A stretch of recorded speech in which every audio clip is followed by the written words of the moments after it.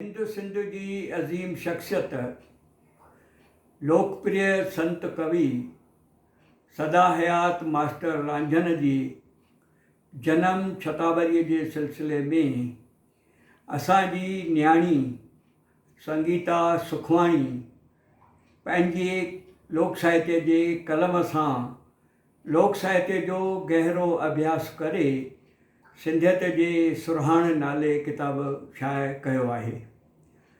सिंधियत जी सुरहाण किताब शाया करण के पुठियां संगीता सुखवाणी जो इहो ई मक़सदु आहे त पंहिंजी सिंधियत के वरसे के सुवारी सिंध जी यादगिरी कायम कजे ऐं नौजवान पीढ़ीअ खे पंहिंजे वरसे सां जोड़जे। हिन सिंधियत जी सुरहाण जी किताब में लोक अदब, लोक कलाउनि, रीतियुनि रस्मुनि, ॾिणनि वारनि सां गॾु केतिरियूं ई अनेक ॻाल्हियूं ॾिनल आहिनि।